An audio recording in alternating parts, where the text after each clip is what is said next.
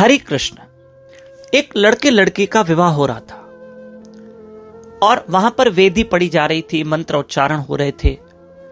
वहां पर उस लड़की के माता पिता भी बैठे थे और लड़के के माता पिता भी बैठे थे।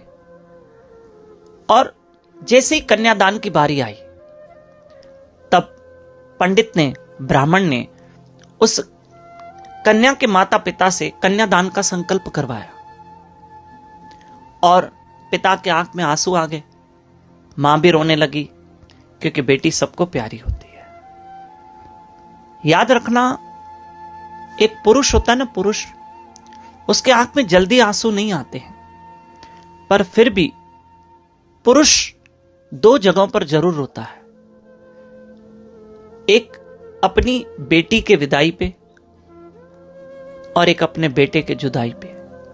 जब बेटी की विदाई होती है ना, तो पिता बहुत रोता है। राजा जनक जैसे भी बहुत रोए थे। राजा जनक जैसे राजा भी माता जानकी की विदाई में बहुत रोए थे, बहुत रोए थे।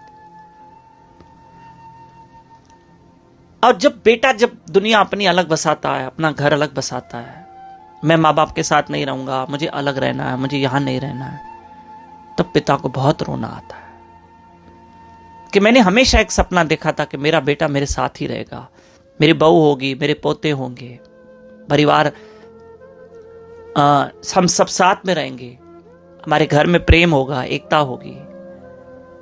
लेकिन अगर बेटा जब अपना घर बसाने की कोशिश करता है ना, और अलग से घर बसाने की कोशिश करता है, तो पिता को भी आंख में आंसू आ जाते हैं। एक बेटी की विदाई पे और एक बेटे के जुदाई पे पिता बहुत रोता है। तो वहां पर लड़की का कन्यादान पिता कर रहे थे, कन्यादान की रस्म हो रही थी और पिता को रोना आ रहा था कि मैं बेटी का कन्यादान कर रहा हूं और अब बेटी ससुराल चली जाएगी। और पिता का हमेशा बेटी से बड़ा प्रेम होता है, बड़ा लगाव होता है, बड़ा लगाव होता है, और बेटी का अपने पापा से बड़ा प्रेम होता है। यह देखा गया है।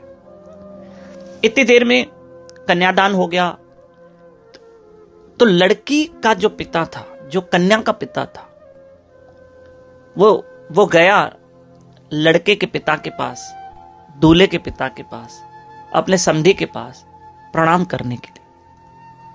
इतनी देर में क्या हुआ कि दूल्हे का पिता उठा और लड़की के पिता के पांव छुए, दुल्हन के पिता के पांव छुए। वो पिता हैरान हो गया, आप क्यों हमारे पांव छू रहे हैं, हम छुएंगे। तब पिता ने कहा, लड़के के पिता ने कहा, नहीं, आप मत पांव छुओ, हम छुएंगे। क्यों? क्योंकि आप हमसे महान हो, आप हमसे बड़े हो। अरे हम कैसे बड़े हुए? हम कन्या पक्ष वाले हैं, हम वधू पक्ष वाले हैं, आप वर पक्ष वाले हो, हमेशा वर पक्ष वाले बड़े होते हैं। कहा नहीं, हमेशा वधू पक्ष वाले बड़े होते हैं। क्यों? क्योंकि आपने कन्यादान किया है। यहां कन्यादान का मतलब समझना, आपने कन्यादान किया है और हमने दान लिया है, हमने दान लिया है। और कन्यादान का भी अर्थ सुन लो, यहां दान करना नहीं होता है कि पिता ने बेटी दान कर दी, ऐसा नहीं है। पिता अपनी जिम्मेदारी अब दामाद को दे रहा है। इसका मतलब ये हुआ कि एक पिता अपनी बेटी को पाल पोस के अपनी जिम्मेदारी अब अपने दामाद को दे रहा है कि तुम अब मेरी बेटी को संभालना, तुम मेरी बेटी की देखरेख करना, मेरी बेटी का साथ देना।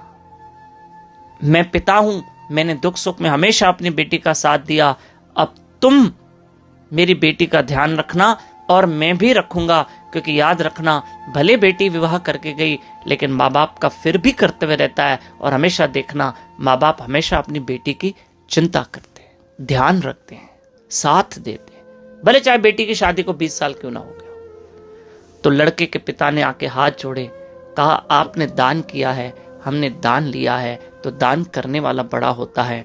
आप बड़े हो, आप महान हो, हम छोटे हैं। ये है इंसान का बड़प्पन।